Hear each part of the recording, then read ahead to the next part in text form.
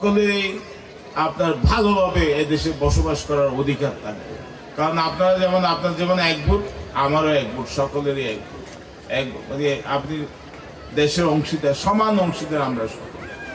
তো যাই হোক, এই সম্প্রীতির প্রত্যয় নিয়ে, অসাম্প্রদায়িক বাংলাদেশ গড়ার প্রত্যয় নিয়ে আমি আমার আলোচনা শেষ করলাম।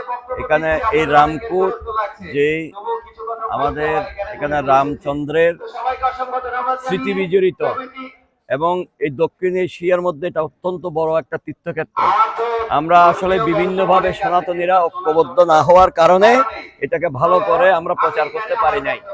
এখন আমি মনে করি এটা সময় এসেছে এবং সারা বাংলাদেশের অন্যতম এটা একটা পর্যটন কেন্দ্র হবে। সারা বিশ্ব থেকে লোক কিন্তু এখানে আসবে। তাকে আমরা মর্যাদা পুরুষোত্তম হিসেবে, রাম অবতার হিসেবে আমরা জানি। রাম অবতার আমাদের মাঝে এসেছিলেন, তিনি বিভিন্ন শিক্ষা দিয়েছেন।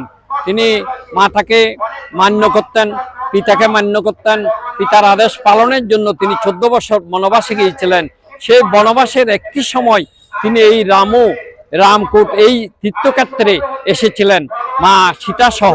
তার সেই সময়ের স্মৃতিচিহ্ন এবং সেই সময়ের তাদের এই পদার্পণ এই এলাকাটাকে অত্যন্ত মর্যাদাপূর্ণ করেছে। চট্টগ্রামের সাথে ভগবান শ্রী রামচন্দ্রের একটা এবং সীতা মায়ের একটা সম্পর্ক, এগুলো আমরা দেবী পুরাণের 14 সংহিতার মধ্যে আমরা পাই। তো সেখানে সুস্পষ্টভাবে আসছে যে রামচন্দ্র তার বনবাসকালে তিনি এসেছেন এবং কিভাবে সীতাকুণ্ড হলো এবং কিভাবে তিনি চট্টলে এসেছেন সেই বিষয়গুলো। তো তারই অংশ হিসাবে এই কক্সবাজার তো চট্টলেরই অংশ ছিল।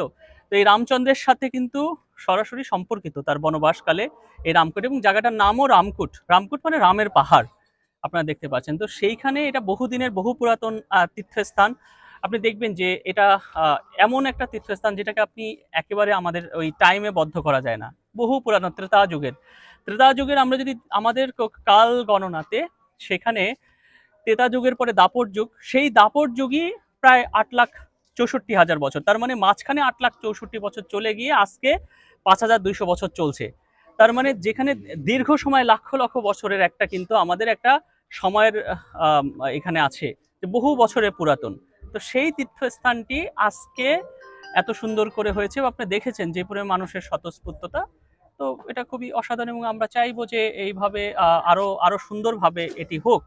সনাতনী সম্প্রদায়ের বৃহৎ একটি জনগোষ্ঠী সারা বাংলাদেশ ব্যাপী রামনবমী উপলক্ষে যারা রাম সেবক, তারা রামের জন্ম শতবার্ষিকী সহ রামের যে অনুষ্ঠানমালা পরিচালনা করে, আজকেও এর নেই রামকূটে রামেরকে উদ্দেশ্য করে যে অনুষ্ঠান, এটার মূল উদ্দেশ্য হচ্ছে আপনার গত বছরও হয়েছিল, এটা দীর্ঘকাল ধরে চলছে। পূর্ব এশিয়ার একটা ঐতিহাসিক তীর্থস্থান, এখানে সারা বাংলাদেশে আসে, ইন্ডিয়া থেকেও আসে, নেপাল থেকেও আসে। এখানে এই যে আগামী যে 27শে মার্চ আমাদের রামনবমী মহাশিব দর্শন, সারা বাংলাদেশে লক্ষ লক্ষ সনাতনীরা এখানে শিব দর্শন করতে আসবে। এই রামু তীর্থস্থানে আপনারা আসবেন। রামু জাগ্রত মন্দির, দুটা মন্দির পরস্পর পাশাপাশি, বাংলাদেশে কোথাও নাই। একটা ভ্রাতৃত্বের বন্ধন, আপনারা এই মেলবন্ধনে সবাই আসবেন, এই শুভকামনা করছি।